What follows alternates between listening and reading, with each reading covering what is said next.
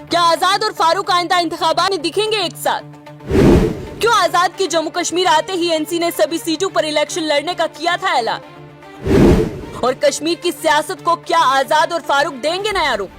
जानने के लिए देखिए हमारी ये खास रिपोर्ट। जम्मू और कश्मीर में आइंदा असेंबली इंतखाबात के लिए पोलिंग का अमल शुरू होने के बाद ये कयास आराइयां अरूज पर हैं कि नेशनल कॉन्फ्रेंस और हाल ही में कांग्रेस के साबिक रहनुमा गुलाम नबी आजाद के नाम और तर्ज डेमोक्रेटिक आजाद पार्टी के नाम से सियासी जमात का आगाज किया गया है। अब उनका जम्मू और कश्मीर में अगली हुकूमत बनाने के लिए हाथ मिलाने और एक दूसरे की हिमायत करने का इम्कान है। जम्मू और कश्मीर के साबिक वजीर आला गुलाम नबी आजाद ने कांग्रेस से इस्तीफा देने के बाद हाल ही में एक नई सियासी पार्टी का आगाज किया है, जिसका नाम डेमोक्रेटिक आजाद पार्टी है, जिसका जम्मू में कुछ रोज पहले एक प्रेस कॉन्फ्रेंस में ऐलान किया गया था।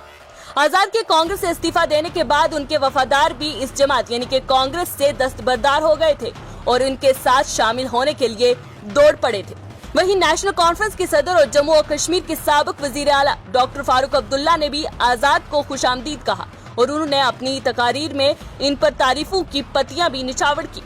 मरकजी हुकूमत में अपने जोश जज्बे से कई वजारतों के ओहदे पर फाइज होने के बाद सियासी मैदान में एक कदावर शख्सियत से फाइज रहे। हालांकि डॉक्टर फारूक अब्दुल्ला ने आजाद की अपने कॉलेज के जमाने से कांग्रेस पार्टी की खिदमत करने के बाद मिलने वाली तकदीर पर अफसोस भी किया था। इसी तरह आजाद ने अपनी तकारीर में ये उम्मीद जाहिर की है कि नेशनल कॉन्फ्रेंस सियासी मैदान जंग में इनके लिए मददगार साबित होने वाली है। अब उन्हें जम्मू और कश्मीर की सरजमीन से उतरना होगा, क्योंकि कश्मीर के वोट बैंक के बगैर कोई भी इंतखाब यहाँ के सियासतदानों के लिए नतीजा खेज साबित नहीं होता। न्यूज इंसाइडर 24/7 और पब्लिक हेराल्ड अखबार के इंतहाई काबिल एतमाद सियासी जराये ने इंकशाफ किया है कि जम्मू और कश्मीर के आने वाले इंतखाबात में दोनों अहम रहनुमा एक ही कश्ती में सवार होकर यहाँ नई हुकूमत तश्कील देंगे और एक नई शुरुआत करेंगे।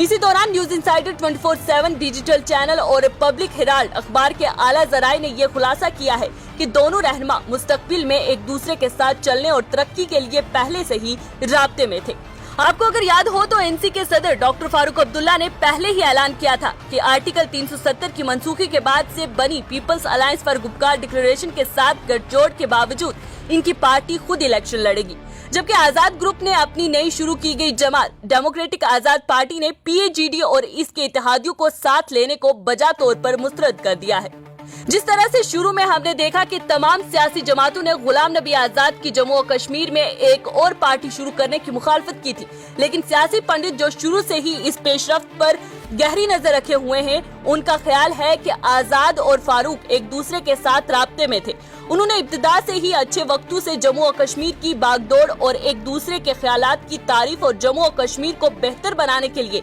मिलकर काम करने की ख्वाहिश जाहिर की थी। यहाँ ये बात काबिल जिक्र है कि जब आजाद ने कांग्रेस पार्टी से इस्तीफा दिया था तो उन्होंने वजीर आजम नरेंद्र मोदी की तारीफें की थी और ये कयास आराइयां जोर पकड़ गई थी कि उन्हें जम्मू और कश्मीर की सरजमीन पर प्लांट करने में बीजेपी का अहम किरदार रहा है। लेकिन उन्होंने जम्मू कश्मीर में पहुंचने के बाद जफरानी पार्टी मुखालिफ एनसी पर एतमाद जाहिर किया, जिससे ये वाज़ह हो गया कि ये दोनों यानी कि गुलाम नबी आजाद और डॉक्टर फारूक अब्दुल्ला एक दूसरे के लिए बनाए गए हैं और इनमें बीजेपी का कोई किरदार नहीं है।